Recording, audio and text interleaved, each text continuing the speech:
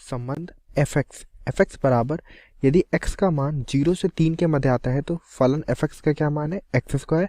यदि x का मान मेरा 3 से 10 के मध्य आता है तो f(x) परिभाषित है 3x। ठीक है, इसी प्रकार संबंध g(x) हमको परिभाषित है यदि x 0 से 2 के मध्य आता है तो g(x) बराबर एक्स स्क्वायर है। यदि x मेरा 2 से 10 के मध्य आता है तो g(x) मेरा 3x है। तो हमें दर्शाना है कि दर्शाइए कि क्यों एक फलन है और दूसरा फलन नहीं है।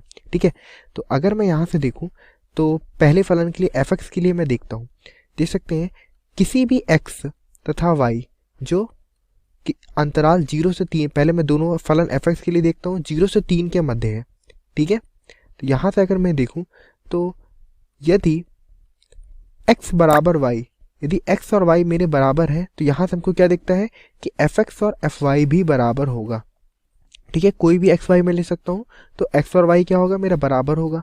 ठीक है, तो और अगर हम देखें तो 0 से 3 के मध्य एक्स स्क्वायर और 3 से 10 के मध्य 3x परिभाषित है। ठीक है, तो अगर मैं दोनों ही स्थिति में देखूं तो अगर यहाँ से मैं फलन का मान देखूं जब x का मान 0 से 3 के बराबर है तो f(x) क्या है मेरा f(x) बराबर यदि x का मान मैं 3 लेता हूं जब 0 से 3 के मध्य आता है तो f3 का मान क्या हो जाएगा मेरा 3 का वर्ग जो कि 9 के बराबर है।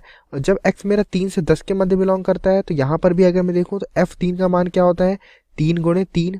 ओके, तब भी 9। तो दोनों ही स्थितियों में फलन के मान क्या है मेरे समान है जब x तथा y का मान बराबर है। ठीक है, इस प्रकार फलन में बोल सकता हूँ अतः संबंध f एक फलन होगा क्योंकि कोई भी ऐसे x तथा y जो बराबर है उसके सापेक्ष f(x) तथा fy भी मेरे कैसे हैं बराबर है। ठीक है, दूसरे फलन g(x) पे आते हैं। यहाँ पे अगर मैं g(x) हमको देखूं तो g(x) क्या परिभाषित है दैट एक्स स्क्वायर, यदि x क्या हो मेरा 0 से बड़ा या बराबर अथवा 2 से छोटा अथवा बराबर हो। ठीक है, इसी प्रकार 3x यदि x का मान क्या हो 2 से बड़ा अथवा बराबर और 10 से छोटा अथवा बराबर। ठीक है, तो यहाँ से अगर मैं देखूं तो अगर इस प्रांत की बात करूं, इस प्रांत में अगर मैं देखूं तो अगर यहाँ से मैं यहाँ पे फलन मेरा g है तो मैं लिख लेता हूँ यहाँ पे। अगर यहाँ मैं देखूं तो g2 का मान कितना हो जाएगा 2 की घाते 2 दैट 4 हो जाएगा। इसी प्रकार अगर यहाँ पे मैं देखूं तो g2 हमको क्या परिभाषित है क्योंकि x का मान जब 2 से बड़ा या बराबर है तो यहाँ क्या परिभाषित है 3x हो जाएगा 3 गुणे 2। तो हम देख सकते हैं चूंकि x g के हमको 2 भिन्न भिन्न मान मिल रहे हैं अतः यहाँ से हम क्या कह सकते हैं अतः संबंध g एक फलन नहीं होगा। ठीक है, क्योंकि हमने क्या देखा कि यहाँ पे एक ही प्रांत के एक मान के 2 भिन्न भिन्न प्रतिबिंब मिल रहे हैं। ठीक है, जहां हमने देखा g2 का मान अगर मैं इस प्रांत के इस स्थान की बात करूं तो यहाँ पे g2 क्या परिभाषित है 2 की घाते तो 4 आता है। और जब 2 से 10 के मध्य में अगर मैं देखता हूं तो g2 क्या परिभाषित है हमको 3 गुणे 2 जो कि 6 आता है। ये भिन्न भिन्न मान है तो हमने क्या देखा अतः संबंध g एक संबंध तो है लेकिन फलन नहीं होगा। ओके, प्रश्न यहाँ पर यदि फलन f(x) बराबर है एक्स स्क्वायर। ठीक है, तो हमें ज्ञात करना है फलन f of 1.1 minus f of 1 बटे 1.1 माइनस 1 इसका मान मुझे ज्ञात करना है। ठीक है, तो अगर यहाँ से मैं f 1.1 का मान ज्ञात करूँ फलन 1.1 का मान ज्ञात करूँ तो कितना हो जाएगा। तो पहले मैं इसको अगर रूप में लिखूँ तो क्या लिख सकता हूँ f 1.1 किसके बराबर होगा 1.1 की घाते 2 माइनस f1 किसके बराबर होगा 1 के स्क्वायर के। ठीक है, इसी प्रकार ये हमको 1.1 माइनस 1 हमारे हर में दिया गया है। ठीक है, तो यहाँ से अगर मैं देखूँ तो हम जानते हैं a square minus B square क्या होता है मेरा a माइनस बी गुणे a प्लस बी के बराबर होता है। तो अगर इस सर्वसमीकरण का मैं प्रयोग करूंगा तो क्या हो जाएगा, इसको लिख सकता हूँ 1.1 प्लस 1 गुणे 1.1 माइनस 1 और बटे में है हमारे 1.1 माइनस 1। तो मैं देख सकता हूँ अंश और हर में जो उभयनिष्ठ पद है वो क्या हो जाएंगे एक दूसरे से कट जाएंगे, ये टर्म में कैंसिल हो जाएंगे तो क्या बचेगा यहाँ से आएगा 2.1। तो मेरा उत्तर कितना आएगा 2.1। Okay, thank you. यहाँ पर एक फलन f(x) इस प्रकार है f(x) बराबर x square plus 2x plus 1 बटे x square minus 8x plus 12 का प्रांत ज्ञात करना है, ठीक है, मुझे इस फलन का प्रांत ज्ञात करना है। तो अगर मैं देखूं जो फलन मेरा fx है ये किस प्रकार का फंक्शन है, ये एक परिमेय फलन है, ठीक है। परिमेय फलन कैसा है, px बटे qx के प्रकार का, ठीक है, जहां px तथा qx मेरे क्या है, बहुपदीय फलन है, ठीक है। तो इसका प्रांत अगर मैं देखूं तो प्रांत क्या हो जाएगा, फलन का प्रांत होगा ऐसे x इस प्रकार कि जो फलन का यानी कि fx का जो हर है यानी कि x square minus 8x plus 12 not equal to 0, यानी कि जो हर है इस फलन का fx का हर मेरा कभी भी 0 के इक्वल नहीं होना चाहिए, यानी कि इस फलन के प्रांत में केवल वो सदस्य नहीं आएंगे जो x square minus 8x plus 12 बराबर 0 हो, ठीक है। यानी कि जिन x के जिन मानों के लिए यह बहुपद मेरा क्या हो 0 हो जाएगा वह मेरे फलन के प्रांत के सदस्य नहीं होंगे। तो अगर मैं x square minus 8x plus 12 के फैक्टर करूँ तो क्या हो जाएगा, इसको मैं लिख सकता हूँ x square minus 8x plus 12, इसके फैक्टर करेंगे यानी कि इसके गुणनखंड करेंगे तो कितना आ जाएगा एक्स स्क्वायर, ओके। यहाँ से इसको मैं क्या लिख सकता हूँ minus 6x minus 2x plus 12 बराबर 0। तो हल करते हैं इसको, यहाँ से क्या आएगा x, यहाँ से अगर उभयनिष्ठ लूंगा तो आएगा x माइनस 6, यहाँ से अगर मैं माइनस 2 उभयनिष्ठ लेता हूँ तो यहाँ से आएगा x माइनस 6। तो इसके गुणनखंड क्या आ जाएंगे x माइनस 2 गुणे x माइनस 6, ठीक है। तो हम जानते हैं कि x बराबर 2 और x बराबर 6 के लिए ये जो मेरा बहुपद है ये क्या हो जाएगा मेरा शून्य के यानी कि 0 के बराबर होगा, यानी कि x बराबर 2 और x बराबर 6 मेरे फलन के प्रांत के सदस्य नहीं होंगे। तो मैं लिख सकता हूँ, तो प्रांत यहाँ से अगर लिखूँ तो क्या हो जाएगा प्रांत x सच दैट, यानी कि इस प्रकार के x not equal to x मेरा ना तो 2 के बराबर होगा ना तो 6 के बराबर होगा। तो अगर मैं देखूं तो प्रांत में मेरे कौन कौन से सदस्य हैं, पूरी वास्तविक संख्याएं केवल और केवल 2 और 6 को अगर मैं छोड़ दूं तो ये मेरे फलन का क्या कहलाएगा, प्रांत कहलाएगा, ओके। Thank you. बराबर एक फलन fx दिया गया हमको, fx बराबर वर्गमूल x माइनस 1, ठीक है। और मुझे इस वास्तविक फलन f का प्रांत तथा परिसर ज्ञात करना है, ठीक है। ये फलन कैसा है, एक वास्तविक फलन है, इसका मुझे प्रांत तथा परिसर ज्ञात करना है। प्रांत क्या होता है, x के जिन मानों के लिए मेरा फलन fx परिभाषित होगा वह सभी मान x के क्या होंगे, मेरे प्रांत के सदस्य कहलाएंगे, ठीक है। और x के वे मान मेरे क्या कहलाएंगे, प्रांत कहलाएंगे। तो अगर मैं यहाँ से देखूं तो हम जानते हैं, अगर मैं fx को देखूं तो fx क्या लिखा हुआ है, वर्गमूल gx के प्रकार का है, ठीक है। जहां देख सकता हूं मैं, जहां gx क्या है मेरा x माइनस 1 है, ठीक है। तो fx बराबर वर्गमूल gx मेरा कब परिभाषित होगा, जब gx मेरा क्या होगा, हम लिख सकते हैं fx के परिभाषित होने के लिए क्या जरूरी होगा कि जो gx होगा वो मेरा क्या होगा, हमेशा ग्रेटर देन यानी कि 0 से या तो बड़ा होगा या बराबर होगा। तो gx है मेरा x माइनस 1, तो यहाँ से क्या हमको पता चलता है, जो x माइनस 1 होगा वो मेरा हमेशा 0 से बड़ा या बराबर होगा। तो इस प्रकार हम देख सकते हैं जो x होगा वो मेरा हमेशा 1 से बड़ा या बराबर होगा, ठीक है। तो x के इस मान के लिए जब x क्या हो मेरा 1 से बड़ा या बराबर होगा तो फलन fx क्या होगा मेरा सुपरिभाषित होगा। इस प्रकार अगर मैं देखूं तो फलन का प्रांत क्या हो जाएगा, ऐसी वास्तविक संख्याएं जो 1 या 1 से बड़ी हैं। तो हो सकता है ए, तो हमारा फलन प्रांत क्या हो जाएगा, बंद अंतराल 1 से इन्फिनिटी, ठीक है। इसी प्रकार अगर मुझे इसका परिसर ज्ञात करना है तो चूंकि मैं देख सकता हूं चूंकि x माइनस 1 मेरा क्या है, हमेशा 0 या 0 से बड़ा है, तो इस प्रकार मैं कह सकता हूं कि वर्गमूल x माइनस 1 भी मेरा क्या होगा, हमेशा 0 या 0 से बड़ा होगा। इस प्रकार अगर मैं देखूं तो फलन का परिसर मेरा क्या हो जाएगा, यानी कि fx के किन मानों के लिए मेरा fx का जो परिसर होगा क्या हो जाएगा, 0 से अनंत, ये मेरे फलन का परिसर हो जाएगा, ओके। Thank you. है कि एक फलन fx है, इसका क्या मापांक x माइनस 1 से परिभाषित है, तो इसका हमें प्रांत निकालना है और परिसर निकालना है। तो सबसे पहले हम क्या देखेंगे कि जो फंक्शन fx है, मेरा फलन fx है वो कितना है, mod x माइनस 1 है। तो प्रांत निकालने के लिए हम बेसिकली क्या देखते हैं, देखिए अगर मैं आपको डायग्राम से दिखाऊं तो इधर वाला जो पार्ट होता है, देखिए ये वाला भाग जो होता है वो हमारा प्रांत होता है, ठीक है। और इधर वाला क्या होता है, हमारा परिसर होता है, ठीक है।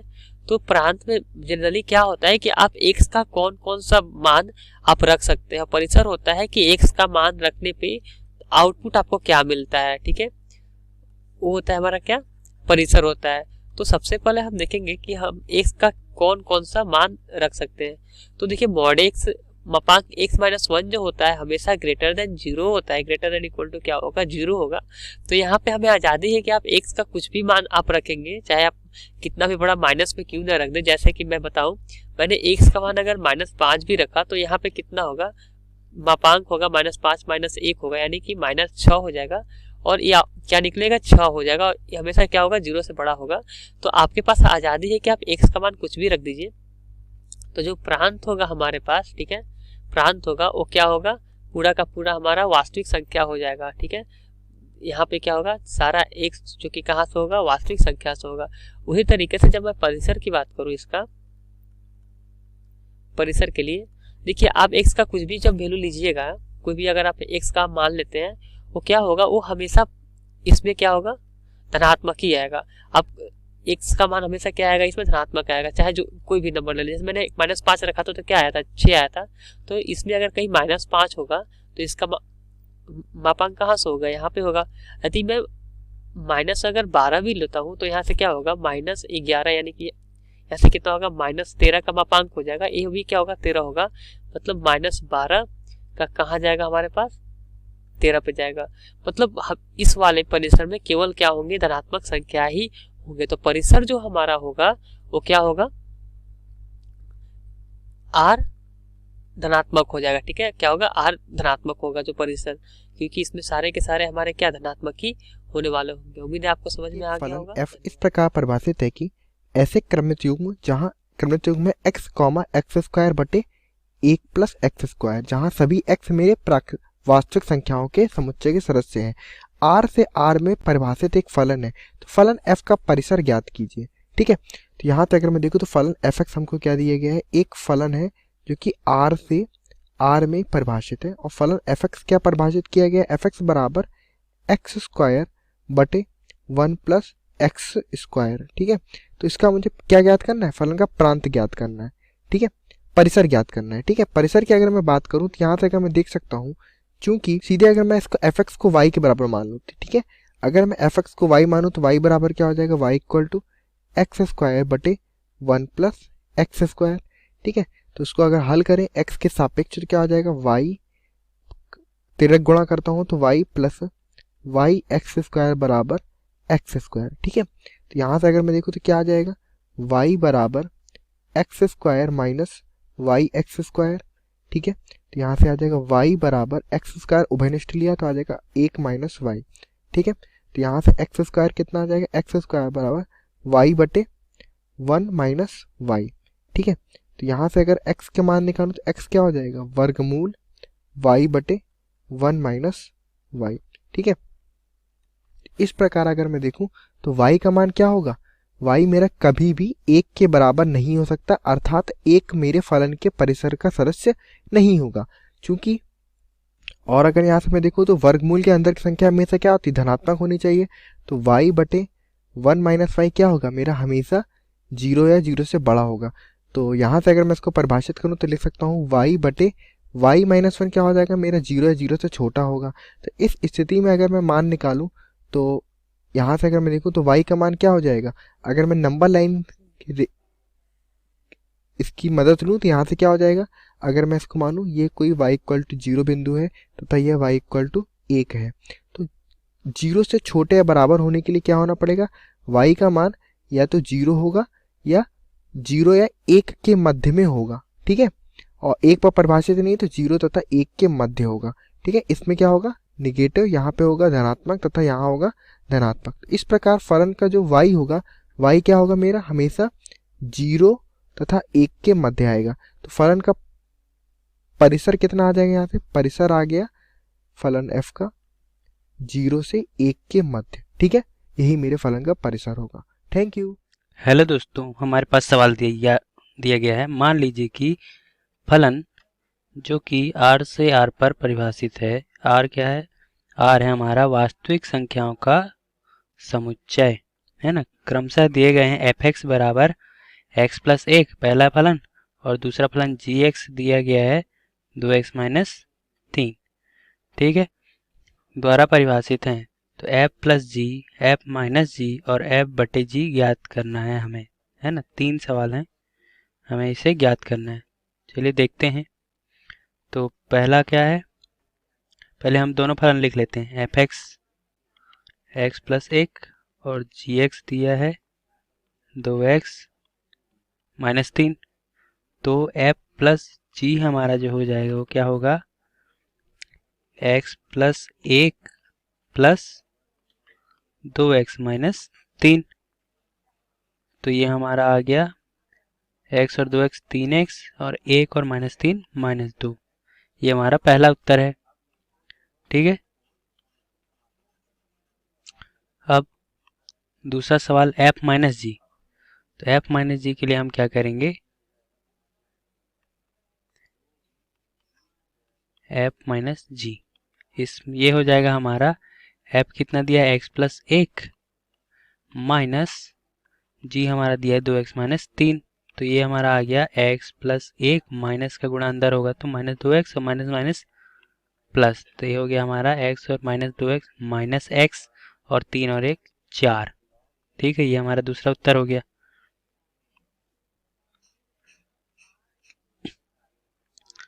अब हम देखते हैं हमारा तीसरा सवाल है f बटे जी। ठीक है, तो f बटे जी क्या होगा,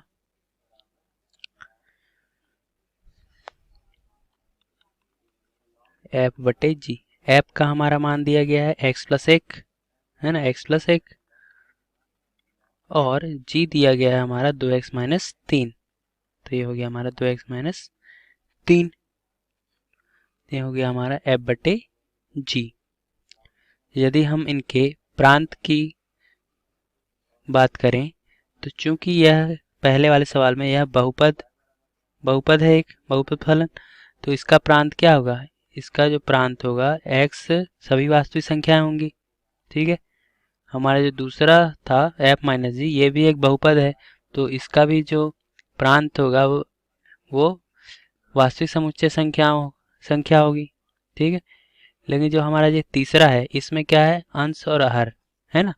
तो अंश तो ठीक है, लेकिन हर हमारा कभी भी 0 नहीं होना चाहिए, मतलब 2x माइनस 3 कभी भी 0 नहीं होना चाहिए। तो यहाँ से हमें पता चलता है कि 2x कभी भी 3 नहीं होना चाहिए, या फिर x कभी भी हमारा 3/2 नहीं आना चाहिए।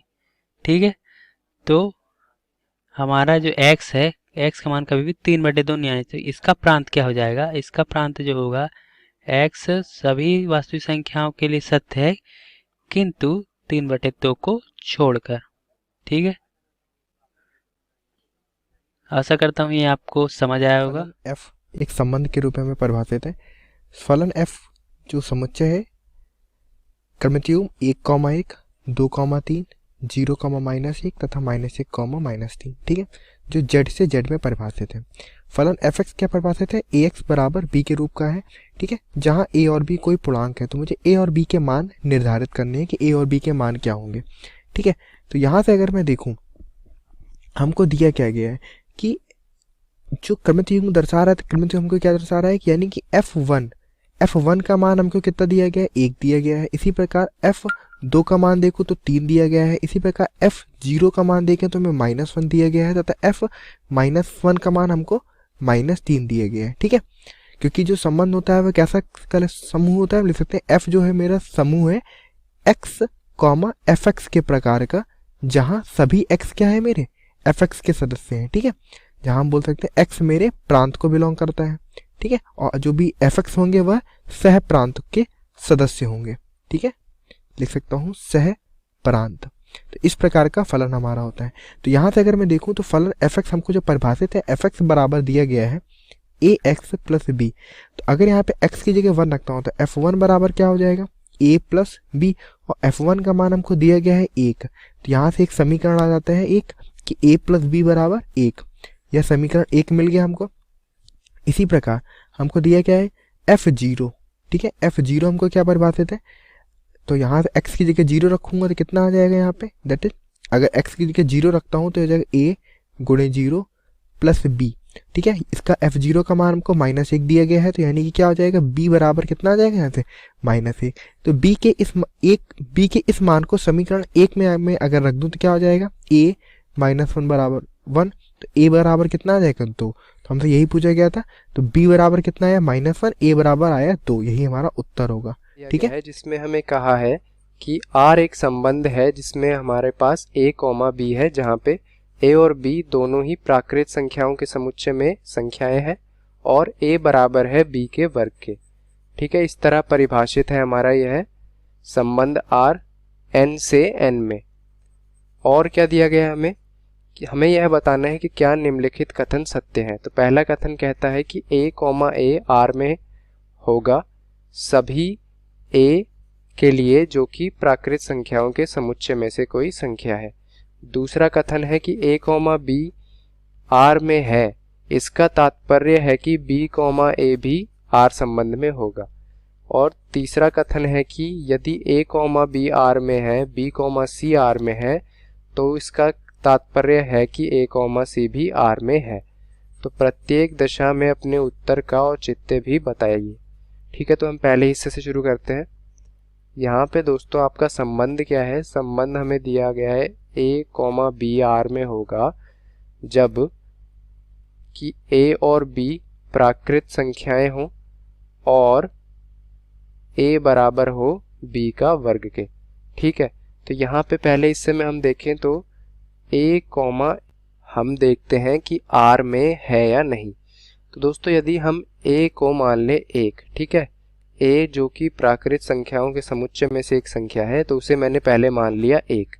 ठीक है, तो 1 का वर्ग बराबर होता है 1 के, यानी a का वर्ग बराबर होगा a के। तो दोस्तों a बराबर 1 के लिए a, a R में होगा। ठीक है, क्योंकि a का वर्ग बराबर है a के लिए। परंतु यदि a बराबर 2 हो तो अब देखिए a का वर्ग कितना हो जाएगा, 4। ठीक है, a का वर्ग 4 हो जाएगा और a है 2, तो a का वर्ग बराबर नहीं है a के। तो हम क्या कह सकते हैं कि a, a R में नहीं है। तो दोस्तों पहले हिस्से में हम क्या कह सकते हैं कि फॉर ऑल a जो कि प्राकृत संख्याओं के समुच्चय में से कोई भी संख्या हो सकती है, यह जरूरी नहीं है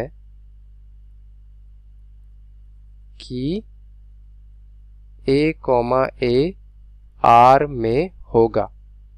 ठीक है, अब दूसरे हिस्से की ओर बढ़ते हैं हम। दूसरे हिस्से में हमें कहा गया है कि यदि a, b R में है, तो क्या पूछा है हमसे कि क्या b, a भी R में होगा। ठीक है, ये हमें बताना है। तो देखिए a, b R में है, इसका क्या मतलब है कि a और b दोनों प्राकृत संख्याएं हैं और a बराबर है b का वर्ग के। ठीक है दोस्तों, तो उदाहरण के रूप में हम ले लेते हैं यहाँ पे a को 4 और b को 2। ठीक है, तो यहाँ पे 4 बराबर है 2 का वर्ग के, परंतु b, a के R में होने के लिए क्या होना चाहिए दोस्तों, इसके लिए हमारा b बराबर होना चाहिए a के वर्ग के लिए। तो b यहाँ पर देखिए क्या है, 2 और a है 4। तो क्या 2 4 के वर्ग के बराबर है, नहीं है। तो इसलिए हम कह सकते हैं कि b, a R में नहीं है। ठीक है, तो यदि a, b R में हो तो ऐसा ज़रूरी नहीं है कि b, a भी R में होगा। तो यह हमारा आया दूसरे हिस्से का उत्तर। ठीक है, तीसरे हिस्से में हम देखें। तीसरे हिस्से में कहा है कि यदि a, b आपका R में है और b, c भी R में है, तो क्या a, c R में होगा। ठीक है, यह हमें बताना है। तो हम देखते हैं यहाँ पे।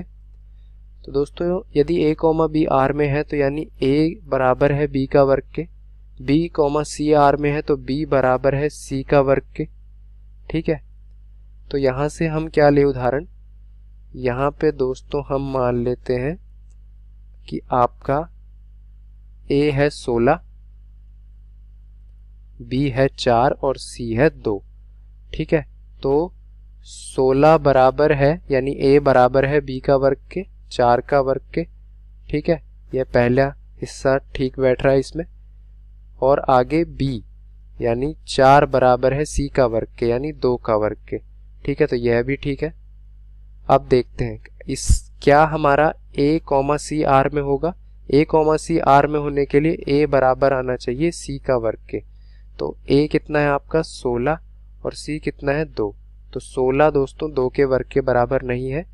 तो यानी हम क्या कहेंगे यहाँ से कि ए कॉमा सी इस उदाहरण के लिए आर में नहीं है। तो दोस्तों इससे हमने देखा कि यदि ए कॉमा बी आर में है, बी कॉमा सी आर में है, तो यह ज़रूरी नहीं है कि ए कॉमा सी भी आर में होगा।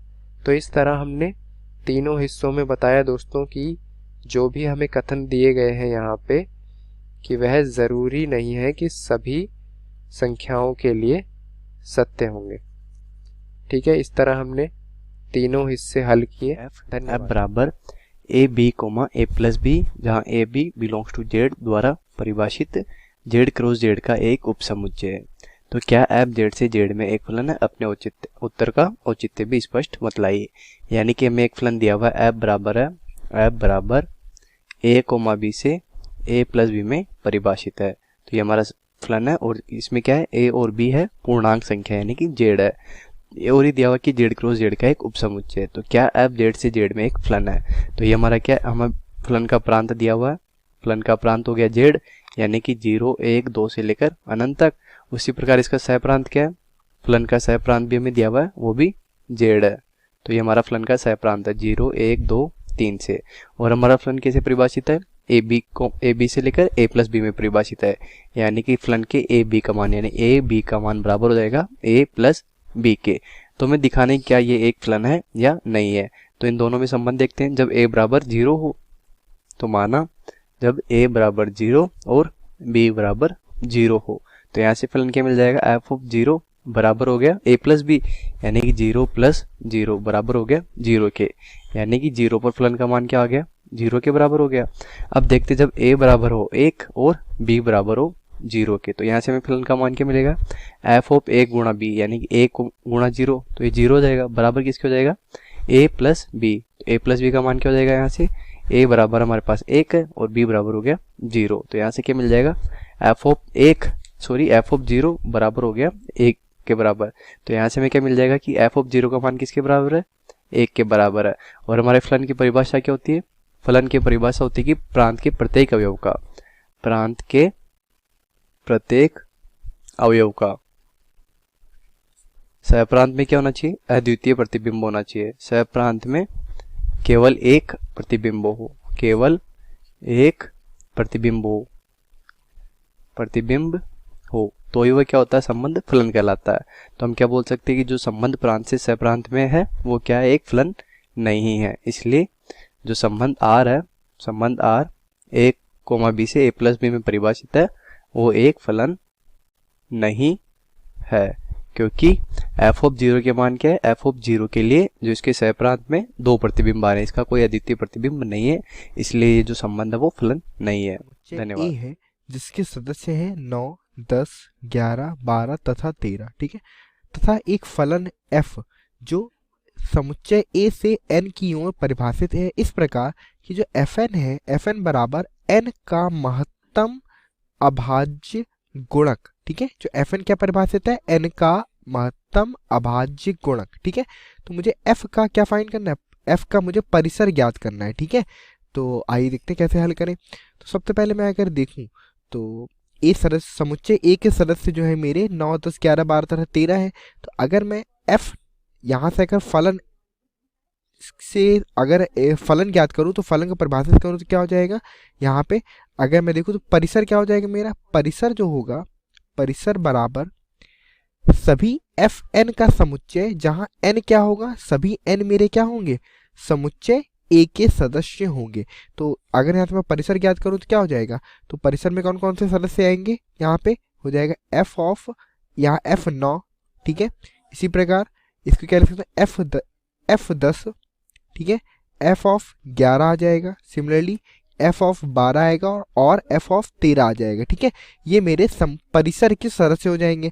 तो अगर मैं f ऑफ 9 देखूं, ठीक है, यानी कि f9 क्या हो जाएगा मेरा, तो हम देख सकते हैं f9 यानी कि 9 को विभाजित करने वाला महत्तम अभाज्य, यानी कि 9 को विभाजित करने वाली सबसे बड़ी अभाज्य संख्या होगी वो क्या होगा, इसका महत्तम अभाज्य गुणक होगा। तो 9 को सबसे बड़ी अभाज्य संख्या कौन सी विभाजित करती है, 3 करती है। इसी प्रकार f ऑफ 10 ज्ञात करें तो 10 को विभाजित करने वाली सबसे बड़ी अभाज्य संख्या क्या हो जाएगी मेरी, 5 हो जाएगी। इसी प्रकार f ऑफ 11 अगर मैं देखूं तो 11 क्या हो जाएगा, 11 को विभाजित करने वाला सबसे बड़ी अभाज्य संख्या क्या हो जाएगी, 11 ही होगी।